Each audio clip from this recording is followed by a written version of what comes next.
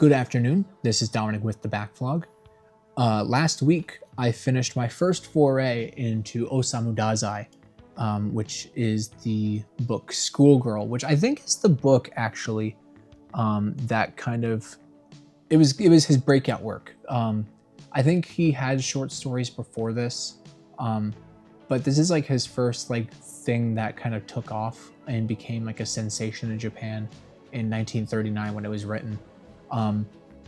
And you know, it's like a really, story wise, there's not really much of anything going on. It's really just about a girl and her day. Like, it starts off with her waking up and getting ready and going to school, and you know, coming home and then doing all of her evening stuff, and that's it. There's no really plot or anything. But what this thing is basically a day in the life of a repressed Japanese schoolgirl.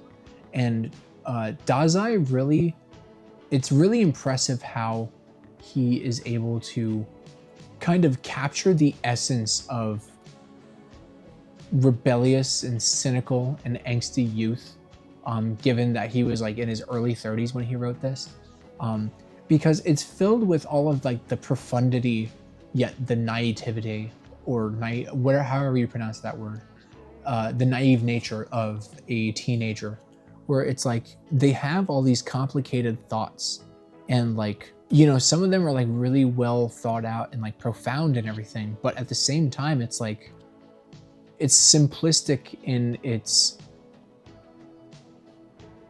juvenile nature.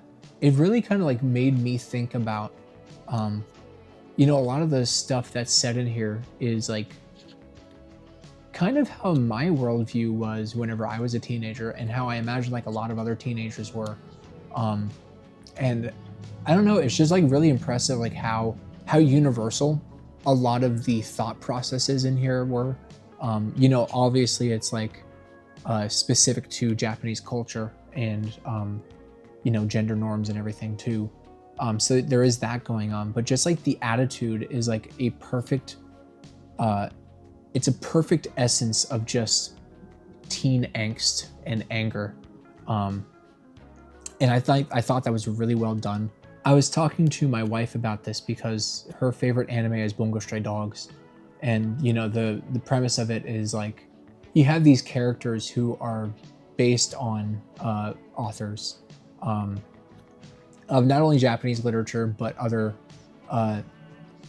countries' literature as well.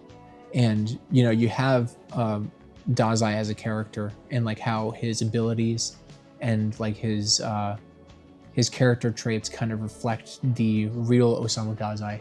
And then in one of the seasons, I don't really remember the show too much, so I can't really speak to it, but in one of the seasons you have Fyodor Dostoevsky being a foil to Dazai.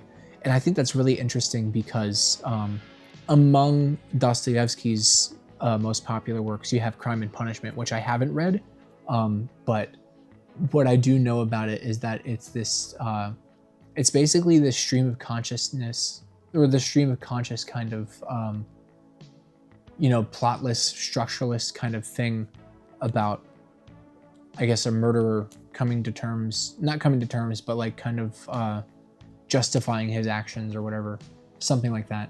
And the stream of consciousness nature of that, compared to the stream of consciousness nature in this, I think is really interesting. And I think his name is Kafka Asagiri. The way that he makes Dazai and Dostoevsky basically kind of foils to each other in the show. After reading this and, you know, knowing my preconceptions of Crime and Punishment, there's a lot of purpose behind it, and I think that's really interesting. But that's a whole completely separate piece of media. I don't really have anything else to say about Schoolgirl. I just thought it was fantastic. I'm going to be reading a lot more Dazai, and just a lot more Japanese literature in general, because I got something big coming up in a few weeks, which in a few weeks you will probably hear about. But until then, take care of yourself.